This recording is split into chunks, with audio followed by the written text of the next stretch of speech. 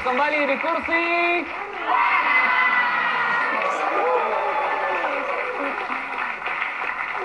Mbak Marwah, apa komentar Anda tentang poligami? Dalam aturan agama, poligami itu diberi ruang. Yang sering dikutip adalah Rasulullah Muhammad SAW. Orang suka lupa bahwa Nabi Muhammad itu monogamus ketika istri pertama beliau masih hidup. Jadi beliau menikah, dalam ceritanya tuh kisahnya usia 25 tahun dengan istri dikatakan ketika itu 40 tahun. Sampai usia kerasulan. Jadi sekitar 20 tahun itu istri satu, yaitu Siti Khadijah. Orang selalu mengatakan istri banyak dan sebagainya. Saya kira itu perlu diluruskan. Nah, kemudian lalu bagaimana pendapat saya tentang itu? Nah, tentu kita tidak bisa lebih atau kita tidak bisa melanggar ya apa yang dikatakan dalam Al-Quran. Kalau bagi saya sebagai orang Muslim tentu harus setuju dengan beberapa catatan-catatan tadi. Ya, kalau mengikuti Nabi, meninggal dulu istri pertamanya, baru mengajak atau menikahi istri berikutnya. Itu salah satunya.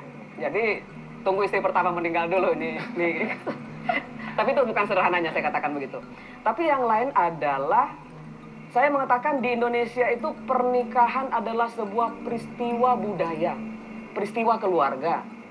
Jadi kalau seorang pria ingin menikah lagi, saya katakan dia seharusnya bukan hanya memberitahu istrinya, tapi datang kepada orang tua istrinya. Karena sebelum menikahi, dia datang kepada orang tua istrinya untuk menyampaikan itu. Berani nggak pergi ke orang tuanya menyampaikan keinginannya untuk menikah? Harus ada alasan yang jelas menurut saya.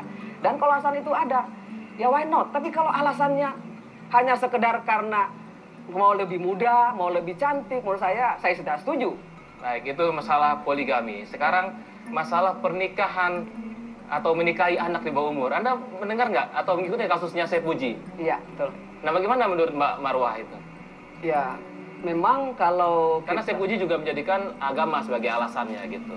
Iya, saya kira itu sebaiknya ya, usia yang tepat untuk menikah sudah ada aturannya kan, usia yang sudah akil balik.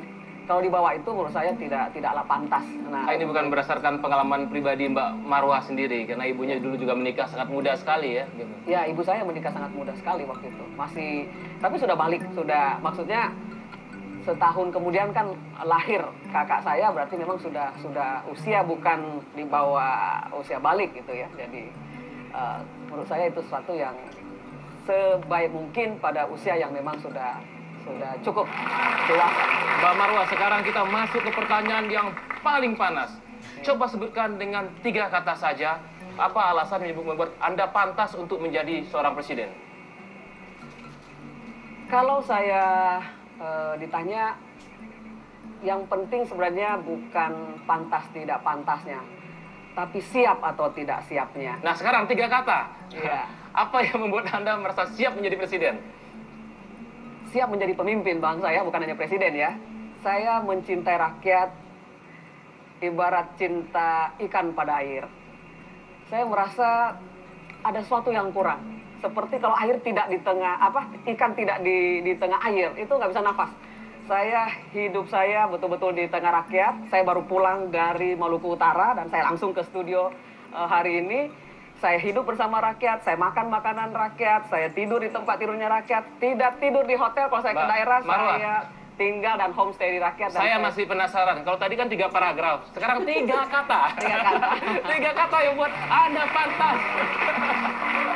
3 kata yang buat Anda pantas menjadi presiden. Jalan takdir. Atau cukup dengan 1 kata juga boleh, Mbak?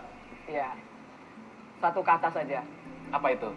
Takdir dari, insya Allah dari Allah Subhanahu wa Ta'ala. Baik, terima kasih Mbak Marwah. Sama-sama nanti kita akan perhatikan sama-sama kemanakah takdir akan membawa Mbak Marwah. Ya, amin. Dan terus saksikan Kursi Panas, karena di sini kita akan selalu mendatangkan calon presiden, calon wakil presiden, dan orang-orang yang berpengaruh dalam pemilihan presiden. Jadi jangan pernah merasa bisa memimpin Indonesia sebelum duduk di kursi.